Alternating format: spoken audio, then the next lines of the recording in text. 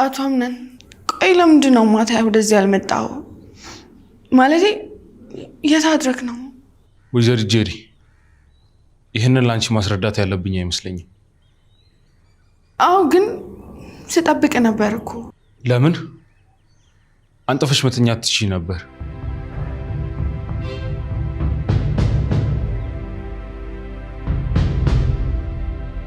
ቆይ ከመረጠኝ በኋላ ለምንድን ነው እንደዚህ የሚሆነው? ማታ ያንን የመሰለ ጊዜ አዘጋጅቼ ቀረ። ወይኔ እንጂ የሆነ ነገር ማድረግም አለብኝ።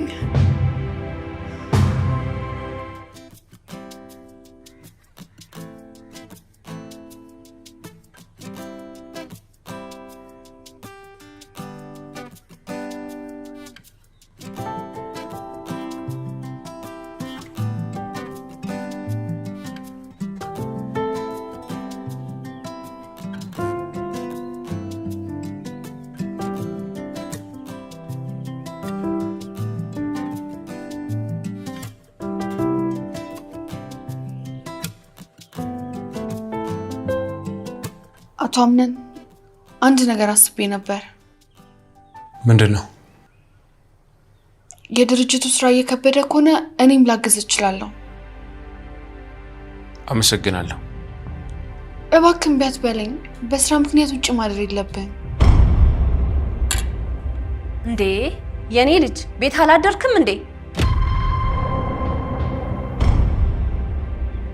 ውይ ጄሪ፣ የሚስትነት ግዴታሽን ካሁኑ መወጣት ጀምረሻል። የወንድሜ ልጅ ምን አይነት ስራ ገጥሞ ነው? ማለቴ የት ነው ያደርከው?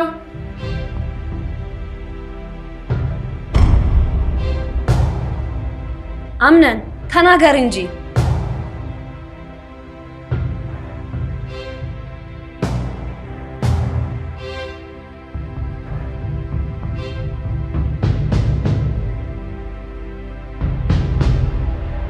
መቅደስ አልኋት ወደ እኔ ሳትዞር።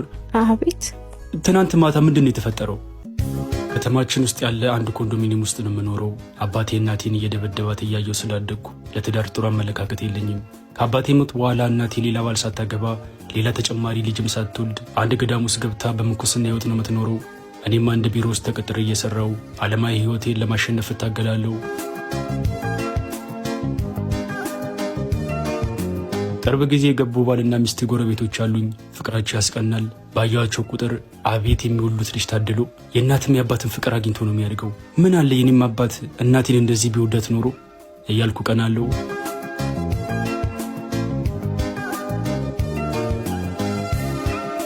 የሆነ ጠዋት በረንዳ ላይ ቁጭ ብዬ መጽሐፍ እያነበብኩ እያለ ከውስጥ ብቅ አለችና እንዴት አደርክ? እግዚአብሔር ይመስገን፣ እንዴት አደርሽ? ደህና ነኝ ይመስገን አለችና ወደ በረንዳው መደገፊያ ተጠግታ ደግፋለች። እስካሁን አልተዋወቅንም አይደል? እዮብ እባላለሁ። ፈገግ ብላ መቅደስ፣ እንዴት ነው ሰፈሩን ቤቱን እየለመድሽ ነው? ከእናትና አባት ቤት ወጥቶ መኖር ትንሽ ይከብዳል። አንቺማ እናት የሆነ ባል ያለሽ ለትንሽ ጊዜ ነው፣ አይዞሽ ትለምጂዋለሽ። አንተስ አላገባህም? እኔ እንኳን ማገባ አይመስለኝም። ለምን? ብዙ ምክንያቶች አሉኝ። ካገባህ ግን ለሚስት ጥሩ ባልሆነላት። እሺ ጥሩ ባል ካልሆን እንዳልከው ባታገባ ነው የሚሻለው። በል በቃ አልግባ፣ መልካም ንባብ አለችኝና ወደ ውስጥ ገባች።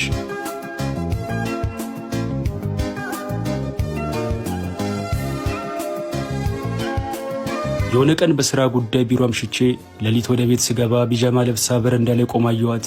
ምን ነው መቅደስ በዚህ ሰዓት በረንዳ ላይ በሰላም ነው? ባለቤቴ የሆነ ዕቃ ሊገዛ ሱቅ ሄዶ እኮ እስኪመለስ የጠበቅኩት ነው። ሰዓቱን አየሁት። ከሌሊቱ 6:30 ይላል። በዚህ ሰዓት ሱቅ? አዎ አጋጣሚ ፔሬዲ መቶ ሞዴስ ጨርሽ ነበርና ሊገዛ ሊልኪው እኮ ነው። በቃ ግባ፣ አንተ አትቁም። ከፈለግሽን ግን ጥሪኝ እሺ ብያት ወደ ውስጥ ገባው።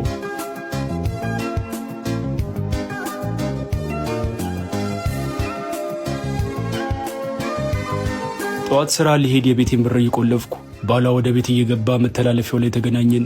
ደህና አደርክ ብሎኝ ያለፈና የቤቱን በር ከማንኳኳት አልፎ በእጁ መደብደብ ጀመረ። የአፉ ጠረንና አጠቃላይ ሁኔታው ሲጠጣ እንዳደረና እንደነጋበት ያስታውቃል። መቅደስ ሌሊት በረንዳ ላይ ቆማ ሳገኛት የሆነ ዕቃ ሊገዛ ሱቅ ሄዶ እኮ እስኪመለስ የጠበቅኩት ነው ያለችኝ ውሸት እንደነበረ ገባኝ።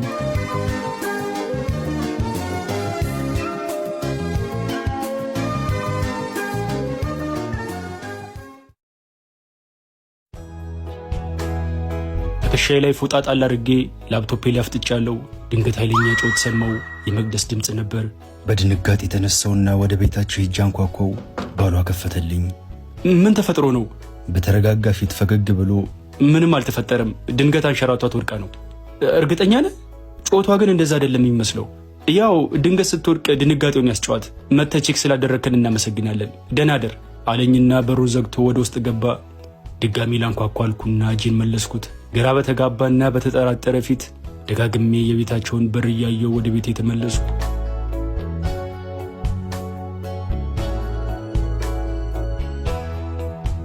ስራ የሌለኝ ቀን ሁሌ እንደማደርገው በረንዳ ላይ ቁጭ ብዬ መጽሐፍ እያነበብኩ ነው። መቅደስ ድንገት ከቤት ወጣች። አፍና አፍንጫዋን በማስክ ሸፍናለች። ደህና አደርክ ብላኝ ልትሄድ ስትል ከተቀመጥኩበት ተነሳውና መቅደስ አልኋት። ወደ እኔ ሳትዞር አቤት። ትናንት ማታ ምንድን ነው የተፈጠረው? አረ ምንም አልተፈጠረም። ድንገት ወለሉ አዳልጦኝ ወድቄ እኮ ነው። ጮክ ያስደነገጥኩ አይደል? ይቅርታ በጣም። ፊት ለፊቷ ሄጄ ቆምኩና ለምንድን ነው ፊትሽ ላይ ማስክ ያረግሽው? ጉንፋን ይዞኝ እኮ። ትናንት ሰላም አልነበርሽ እንዴ? ከመቼ ያዘሽ? መልስ ሳትሰጠኝ ዝም አለች። ማስኩን ከፊቷ ላይ አወለኩት። ከንፈሯ ተሰንጥቋል። ደነገጥኩ። ምን ሆነሽ ነው መቅደስ? ስወድቅ የኮሜዲ ነው ጠርዝ ከንፈሬን አግኝቶኝ እኮ ነው። እርግጠኛ ነሽ እንዴ? ያው ሌላም እንዲሆን ይችላል። በቃ የምሄድበት ቦታ አለ፣ ቸኩያለሁ። ቻው ብላኝ በቆምኩበት ጥላኝ ሄደች።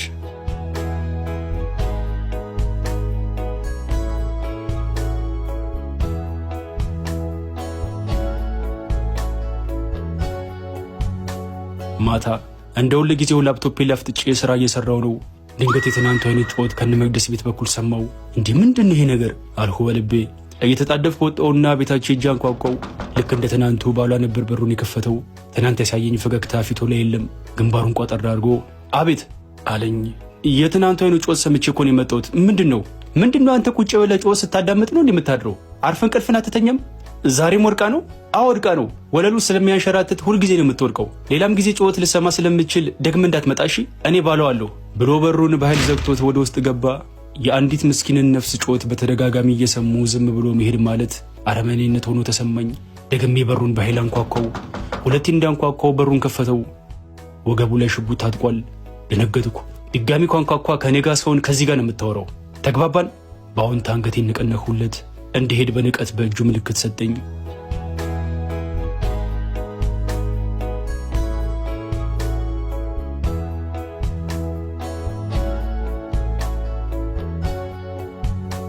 የመቅደስ የጩኸት ድምፅ ከአእምሮ ውስጥ ሊጠፋ አልቻለም። በየሄድኩበት የተከተለ ያስጨንቀኛል። ጩኸቷን እንደ ጩኸት ብቻ ሳይሆን አድነኝ እንደሚል ቃል የምሰማው። እስከ መቼ ነው በዚህ ሁኔታ የምትቀጥለው? እኔስ እስከ መቼ ነው ምንም ማድረግ ሳልችል ጩኸቷን ብቻ እየሰማው የምቀጥለው? ከሀሳቤ ለመውጣት ስል ስልኬን ከኪስ ያወጣውና መነካካት ጀመርኩ። አንድ ሹፌር ጓደኛዬ የላክልኝን ቪዲዮ ከፈትኩት። በያንጎ ፕሮ ከፍተኛ ገቢን ያገኙ። ጥሪም ሳይቋረጥቦት በሳምንት እስከ 45,000 ብር ድረስ ቦነስ ይውሰዱ። ለመመዝገብ ቢሮ ድረስ መሄድ አይጠበቅቦት። ያንጎ ፕሮ መተግበሪያን በማውረድ በ5 ደቂቃ ውስጥ ተመዝግበው ስራ መጀመር ይችላሉ። ያንጎ ፕሮ። ጓደኛዬ ጋር ልደውልለት ስል ድንገት የቤቴ በር ተንኳኳ። ማን ነው? መልስ የለም። ማን ነው? አሁንም መልስ የለም። ተነስቼ ከፈቱ። አይኗ ብልዞ በር ላይ የቆመችው መቅደስ ነበረች።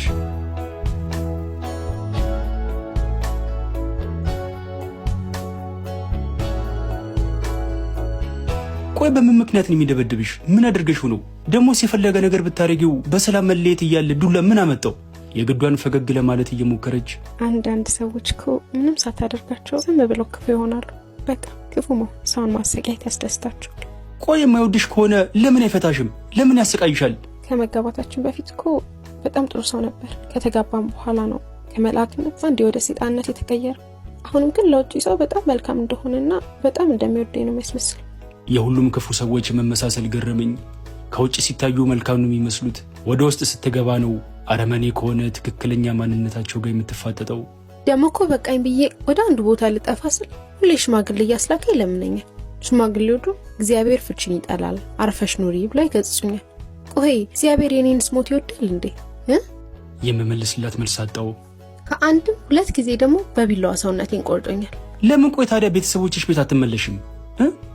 ትዳሯን ፈታ እናት አባቷ ቤት ተመልሳ ገባች ብሎ የሰፈር ሲያማናል ብለው አንቀበልም አሉኝ። ምን? ነገ ሞተሽ ሬሳሽን ከሚቀበሉ ዛሬ በህይወት እያለሽ ቢቀበሉሽ አይሻልም? ተበሳጨው። የሆነ ቀን ዱላው ሲበረታብኝ ከስሾ ነበር። 5 ቀን ታስሮ ተፈታ ብላ የለበጣ ሳቅሳቀች።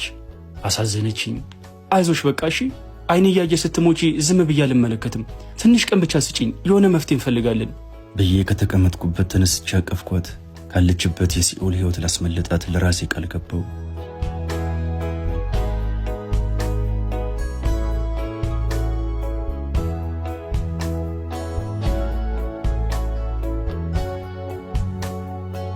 ከሁለት ቀናት በኋላ እናት ያለችበት ገዳም ሄጄ የሆነውን ሁሉ ነገር ከነገርኳት በኋላ ምንም እንኳን ልጅቷ ብታሳዝነኝምና ለረዳት ለራሴ ቃል በገባም ሰውየው ግን ሰውን ከመግደል ወደ ኋላ የማይል አረመኔ ነው። ለገዛ ሚስቱ ያልተመለሰ ለእኔ ይመለሳል ብለሽ ታስቢያለሽ? ለነፍሴ ፈራው ማዬ።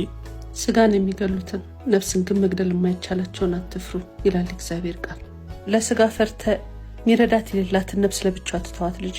በዳዮች ምን ቢያስፈሩ ምንጊዜም ከተገፉትና ከተበደሉት ሰዎች ጎን ቁም። እነርሱ ጋር ካለው የጨለማ ገዢ ደግሞ እኛ ጋር ያለው እግዚአብሔር እንደሚበልጥ አትርሳ ብላ ግንባሬ ሳመችኝ። የእናቴ ንግግር እያፈገፈገ የነበረውን ልቤ እንዳገማ በረታው።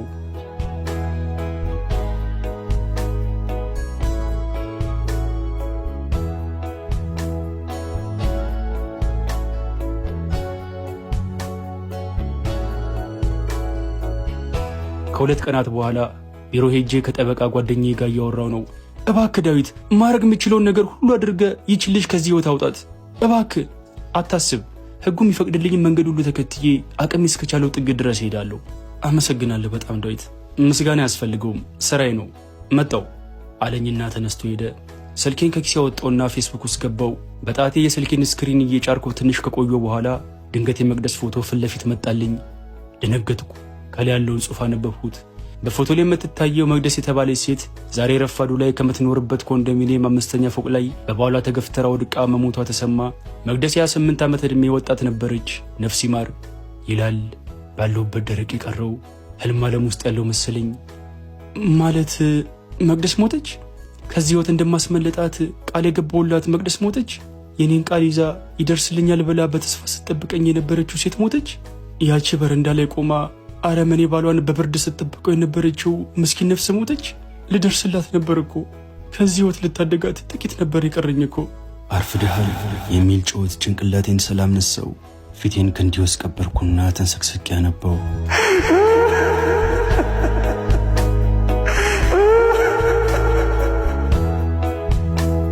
አይኔ እያየ ስትሞቺ ዝም ብዬ አልመለከትም።